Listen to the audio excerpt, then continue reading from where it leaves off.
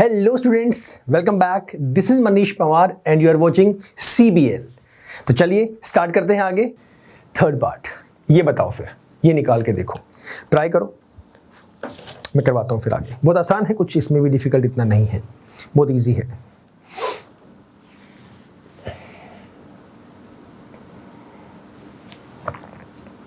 और एजेस वाले क्वेश्चंस तो कितने ही 8th क्लास में करवाए थे मैंने। एजेस वाले हमारे पास चैप्टर 2 में था, आई थिंक, है ना। चैप्टर 2 में हम लोगों ने किए थे एजेस वाले क्वेश्चंस। हाँ, सेकंड चैप्टर ही था जिसमें हमारे पास आई थिंक 5 से 6 एक्सरसाइज शायद उसके अंदर हैं, और भर भर के क्वेश्चंस वहाँ पे एजेस वाले थे, एग्जाम्पल्स भी थे, एक्सरसाइज के अंदर भी थी, काफ़ी क्वेश्चंस थे। चलो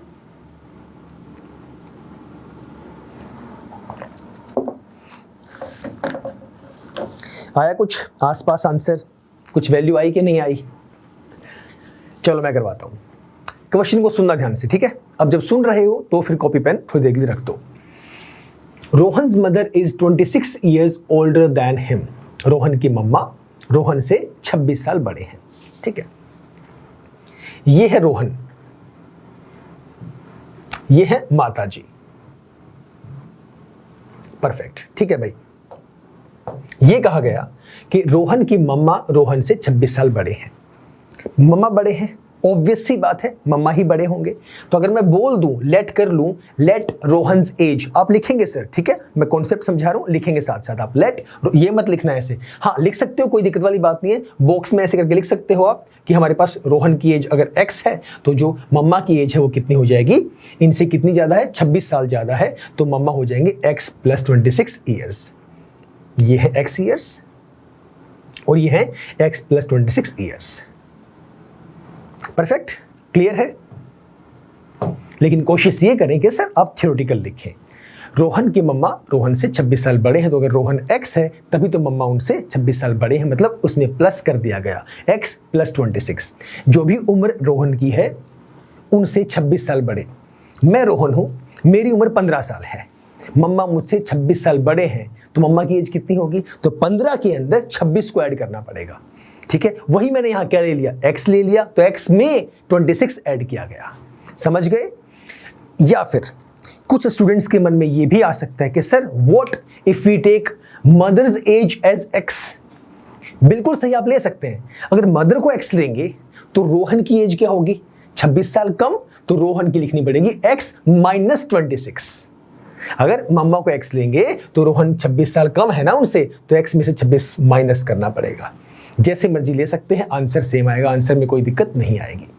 तो चलो एक कहानी खत्म। आगे, the product of their edges, उनकी उम्र का प्रोडक्ट, उनकी एजेस का product 3 years from now. 3 years from now मतलब अब से 3 साल बाद की बात कर रहे हैं। कब की बात? अब से 3 साल बाद। 3 इयर्स फ्रॉम नाउ का मतलब होता है 3 साल बाद। तो पहले तो यहीं पे आ जाओ। अभी जो उम्र रोहन की है वो x ईयर्स है, तो ये 3 साल बाद कितना हो जाएगा? 3 साल और बड़ा हो जाएगा, मतलब x + 3 ईयर्स का हो जाएगा। बोलो यस और नो। आपकी एज अभी 16 साल है, 3 साल बाद कितने के हो जाओगे? सर 19। वाई?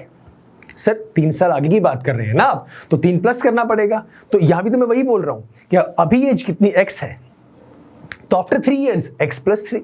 मम्मा की एज है x + 26, तो 3 इयर्स बाद क्या मम्मा उतने ही रहेंगे?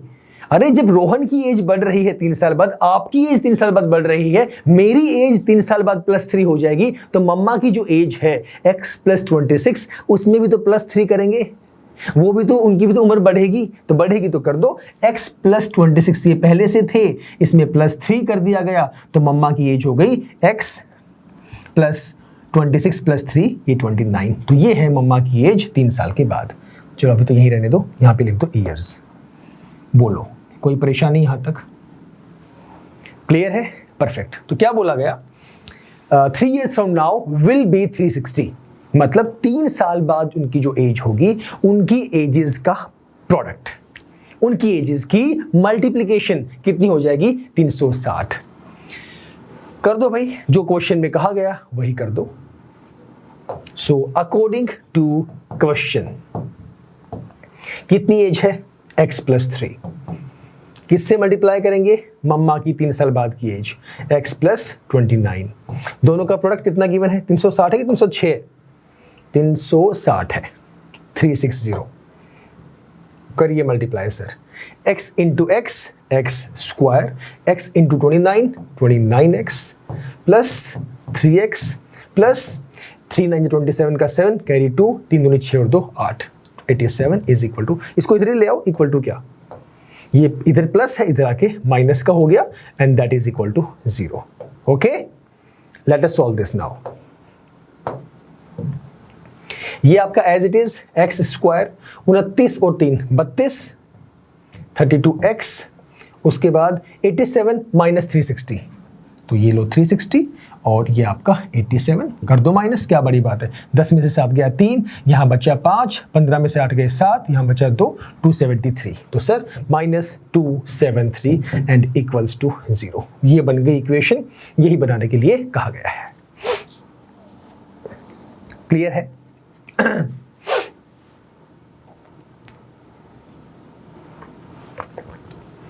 देख लो एक बार, दोबारा समझाता हूं, डोंट वरी, एक बार देख लो, धीरे धीरे धीरे धीरे दोबारा से क्वेश्चन को रीड करो एक बार।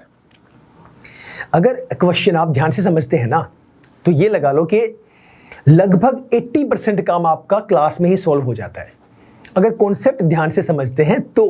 अगर नहीं समझ रहे हैं तो फिर तो भाई फायदा क्या है, कोई फायदा नहीं है।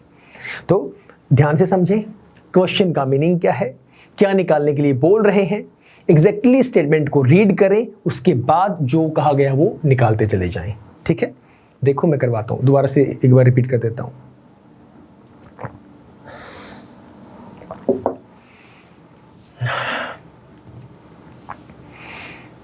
देखो, सुनना ध्यान से, जिसको आ गया अच्छी बात है, जिसको नहीं आया वो देख लो एक बार।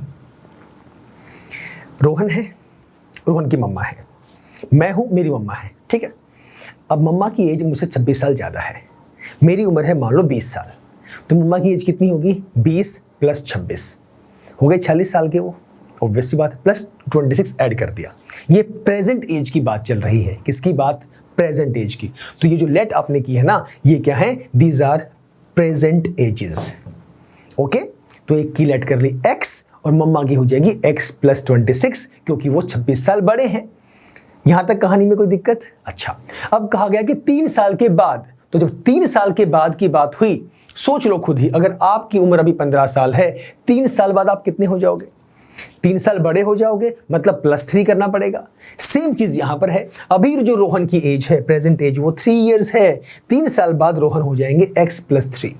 सिमिलरली मम्मा जो कि x प्लस 26 थे, उसमें भी 3 ऐड करना पड़ेगा, तो मम्मा की एज में भी 3 हमने प्लस किया, x प्लस 26 पहले से था, ये 3 इसमें प्लस किया, तो 26 और 3 ऐड हो गया, लाइक टर्म्स है, तो ये हो गया x प्लस 29।